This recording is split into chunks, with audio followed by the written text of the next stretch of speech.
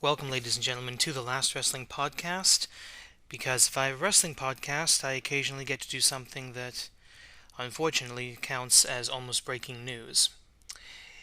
It is October the 1st, 2022. We must announce the passing of professional wrestling legend Antonio Inoki from apparently something called wild-type transthyretic amyloid, which is something I'd never heard of before.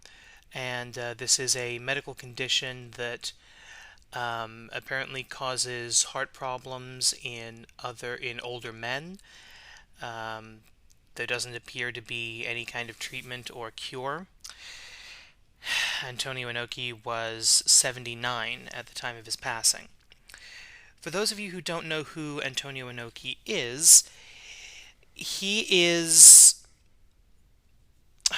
Really, there isn't an equivalent in America. There is no American Antonio Inoki. Some people say that he's the Japanese Hulk Hogan, but that's not quite true.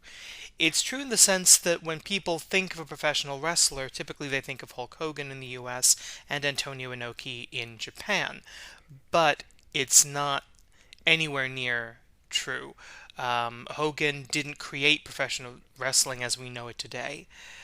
As we speak, and almost ironically, New Japan Pro Wrestling, which was founded by Antonio Inoki, is celebrating its 50th year of existence, making it, I believe, the third oldest professional wrestling organization in the world, with the top two being CMLL and WWE, respectively.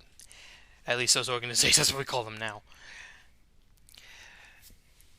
Inoki Kanji, which is his actual name, Antonio Inoki joined the Japan Wrestling Alliance in 1960. So he was a wrestler. He started wrestling 62 years ago, as of 2022, as a disciple of Rikito-san, or Rikidozan if you want to mispronounce it, and who is pretty much the founder of professional wrestling in Japan. He was the one who brought this art form to Japan and created the Japanese hero using the fighting spirit, the Yamato Damashi, or the Japanese spirit, to overcome foreign menaces of all kinds. It was Rikito-san who invented that formula for a match, and it was Inoki who, due to the advent of television, due to the advent of incorporating better foreign talent, quite frankly, took that to heights that allowed his promotion to, quite frankly, now outlive him. He and Giant Baba were dojo compatriots, dojo mates, and that ended up being a feud that the two would have until Baba's death, at least, and that was, again, that created one of the biggest feuds, promotional feuds, in the history of Japanese wrestling. Everything in Japanese wrestling relates back to Antonio Inoki. As far as professional wrestling accomplishments, he was technically the only person, the only Japanese man. He is, as of this recording, the only actually Japanese man to ever win the WWF Heavyweight Championship or its equivalent. He defeated Bob Backlund for the belt in Tokushima on November 30th, 1979. Backlund would then win the rematch about a week later to regain the title, but WWE did not acknowledge that this had happened, and it currently is not recognized as a title win by WWE, and Backlund's first reign is considered uninterrupted from 1978 to 1983, though that is not actually true. Within New Japan Pro Wrestling, Antonio Inoki is considered the first IWGP Heavyweight Champion. That is technically true. The belt that we understand now, that is continued in the legacy of the IWGP World's Heavyweight title, don't at me. It's the top title in New Japan. That did begin with Inoki, June 12th, 1978, defeating Masa Saito in a tournament to win the belt, a belt he would not actually lose. It would be vacated due to injury. But that is not the first IWGP championship. The first ever IWGP heavyweight title was created, and literally by the same name, Hebikyoza, was created based around a tournament. It was created in 1983 for the winner of the IWGP League 1983 tournament. Uh, that belt would then be defended once a year against the next year's tournament winner. So it was almost sort of a Goro Shang Tsung type of thing, where the champion, would only have to defend against the winner of the actual tournament. That actually is the sort of the genesis for the idea of the winner of G1 Climax getting an automatic title shot. This version of the belt lasted until 1987, and that was not first held by Antonio Inoki. That was first held by Hulk Hogan by accident. At this point, they met in the first tournament final. It was supposed to be Inoki, the Japanese hero, going over this big, muscular, blonde American villain, because Americans are villains, because gaijin. And unfortunately, Hogan accidentally knocked Inoki out for real. Hogan's talked about this in a few interviews, basically sitting there and standing there in the ring and thinking, as they're handing him the belt, and thinking, "Oh shit, I just knocked out the guy signing my paycheck. I am so fucking fired." And yeah, I'm surprised he wasn't. He would still do some work with New Japan after that. But Inoki was the only other person to hold that title, although he realized fairly quickly that it was a dumb idea because in 1986 he vacated the title because he wanted to compete in the tournament again, because the champion wouldn't compete in the tournament, and he wanted that professional challenge. So he did, and then won it again, beating Dick Murdoch in the tournament final. At that point, I think somebody realized this was a dumb idea and switched out for the traditional championship that we now know the IWGP top belt to be. But his biggest contribution to professional wrestling in Japan culturally was his match with Muhammad Ali. We're taking the Japanese hero versus foreign, technically villain, to this format to the highest level it ever has, ever will, ever could reach, I believe. Some people don't believe this, but it is absolutely true. I've seen it with my own eyes.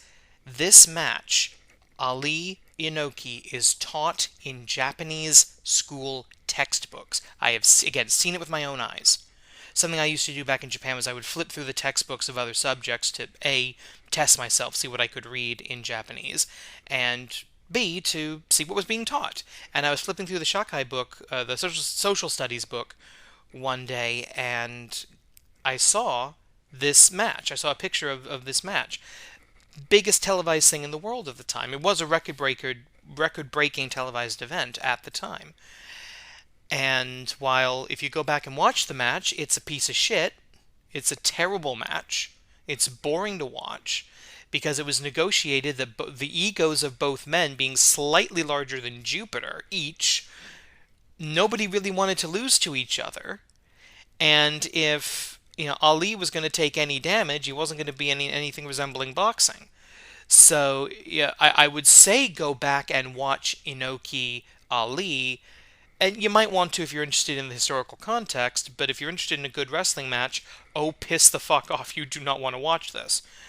If you want to go see something good of Inoki's later career, literally toward the end of his active career, check out his match with William Regal, Steven Regal at the time, at WCW Clash of the Champions. I forget which number. It was one of the higher ones. It was in 1998. So if you want to see what late Inoki looked like, that was probably your best bet. And of course, if you have access to New Japan World, there are endless Inoki matches available. After leaving professional wrestling in 1989, he became a politician. For those very very briefly, Japanese politics, the government structure, it's a parliamentary system similar to the United Kingdom or Canada. It's called the Kokai, which literally translates to National Assembly or National Meeting, and for some reason it's called the Diet, which I think is a reference to the German, but I'm not entirely sure. It's called the Diet in English, so we're just going to call that because it's kind of funny. It's split into two parties: a more powerful lower house and a more ceremonial but still significant upper house. Again, very similar to the Parliament of both the UK with the House of Lords and the Senate of Canada. And Inoki ran for and won a seat in the upper house, the Sangin, which is usually translated as the House of Councillors. Rather interestingly, especially to an American audience, where this could never, ever, ever, ever happen, he formed his own political party in order to become a member of the Diet. It was called the Sports Heiwato, literally the Sports and Peace Party, or Sports Peace, Sports Through Peace Party, which is dumb, and it was a dumb idea. And during his time in the ideology was there, the official ideology, the official platform of the party was to incorporate the spirit of sports into politics, and realizing peace by maintaining the healthy body of all citizens. No, I am not making any of that up. Unfortunately, he tried to turn this into actual international diplomacy, complete with forming that Collision in Korea event that got him on Dark Side of the Ring, and going to Saddam Hussein to negotiate the release of prisoners of war release of prisoners from Iraq, Japanese citizens, prior to the Gulf War in the early 90s. And as a result, the rest of the LDP, the Liberal Democratic Party, who are frankly neither, um, they didn't like him very much. He was considered a rogue. He was considered a radical, and this is not a country that values that normally. He would lose re-election in 1995, and that was pretty much the end of the Sports and Peace Party. But he would actually run for re-election. He would run for the upper house again in 2013, which he won. Although he won on the Japan Restoration Party, a pre-existing party. He didn't have to, form his own group to do it. Um, Now, the Japan Restoration Party, the Nippon Ishi no Kai, is a bit weird, a bit problematic. Uh, the party maintained. Basically, there's some really good stuff and there's some really bad stuff in there. They supported legalizing same-sex marriage, which is not legal in Japan and still isn't. One of the reasons I left.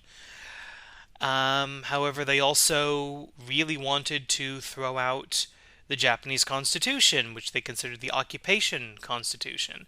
Just going off of Wikipedia, they were also big on Japanese nationalism, neoconservatism, right-wing populism, and at the same time economic liberalism, neoliberalism, which is basically conservatism with a market share, market liberalism, and being anti-establishment. So this is a party that was, as most people understand politics in most countries, a stark raving schizophrenic.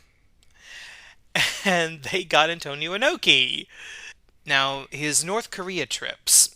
We all know about the one that created that Dark Side of the Ring episode, but he would go to North Korea frequently.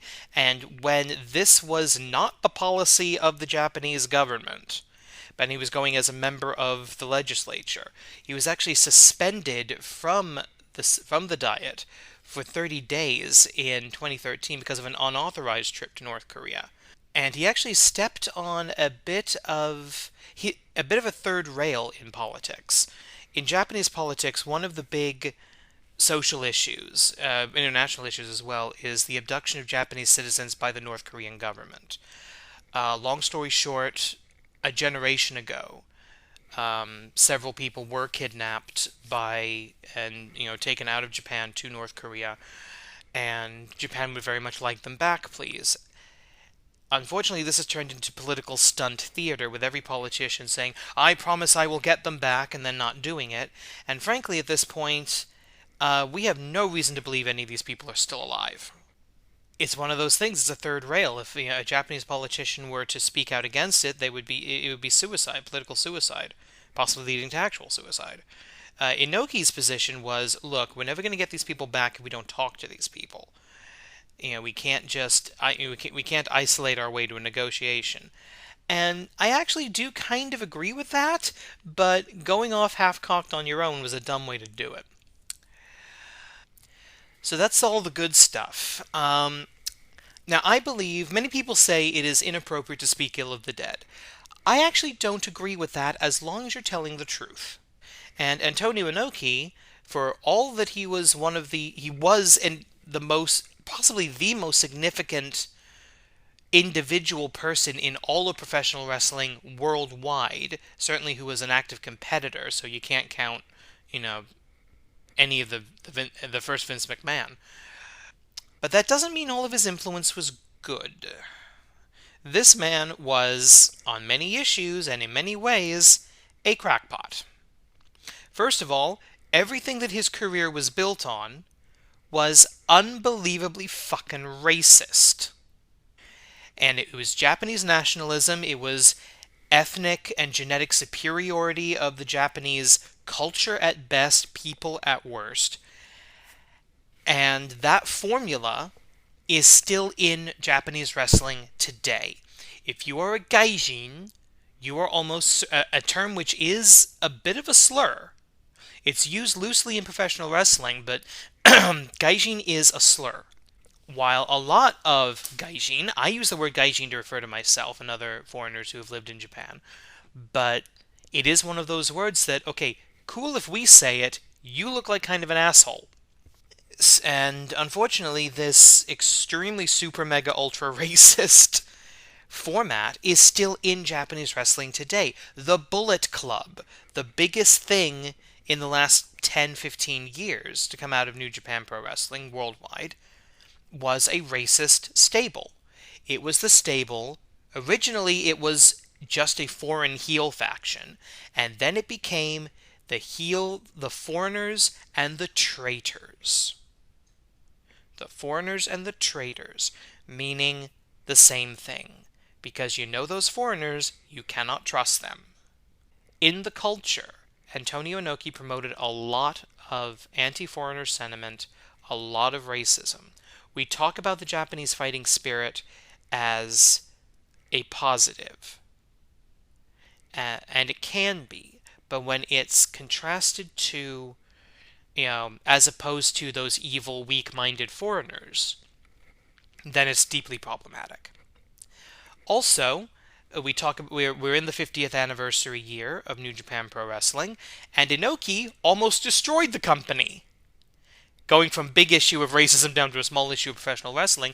Inokiism. Oh, bugger, bugger, bugger, bugger, bugger. Basically, when mixed martial arts started to hit the airwaves in Japan, which it did a little bit before it got to the States, Inoki was enamored with this, and he was kayfabing. He believed that professional wrestlers should be the toughest athletes on television, toughest combat athletes on television. So he would sign up, he would force his wrestlers into MMA matches, sometimes by a different name, but shoot fights, real fights, and then punish them in storyline when they lost, stripping people of titles and such for losing a real fight when they're not real combat athletes. And if anyone out there has a problem in this context with me using the words real and fake, screw you. People got hurt. And it was that attitude of Inokiism, plus the fact, like so many bookers around the world, he booked himself at the top of the card, he booked himself as the main character for so long that eventually the audience got sick of it. And it really wasn't until the coming of Tanahashi and after him, the coming of Okada and the Rainmaker shock. That New Japan recovered from being sold multiple times, near bankruptcy. It was bad, and now that they're owned now by a trading card company. So New Japan survives, New Japan thrives, and especially in the 50th anniversary year, they've been celebrating Inoki. He showed up via video, unfortunately, at a few events, including Liger's retirement ceremony. But they were building up to him coming back for one last match. I don't know who it would have been against. My money would have been on Naito. Oh, no, sorry, my money would have been on Okada, but obviously that's not going to happen now. But you had Okada wearing a very Inoki-inspired robe at recent events, including the G1, as sort of an acknowledgement of the history of the company. And whatever plans they had for him, that was obviously not happening anymore. So he's an undeniably important man. He is an undeniably significant figure in the world of professional wrestling. He's an interesting character that could only happen in Japan. And that's what I think is really interesting about him, that I hope this video is going to cover, that a lot of videos haven't. If you enjoy Japanese professional wrestling, if you enjoy the influence that Japanese wrestling has had on the rest of the industry, if you like AEW, which wouldn't exist without New Japan, if you like any Japanese wrestler, if you like any wrestler who came from New Japan, who gained notoriety there, if you like Kenny Omega, or really the modern Cody Rhodes, the sort of the post Stardust version of Cody Rhodes, a lot of that was founded in New Japan.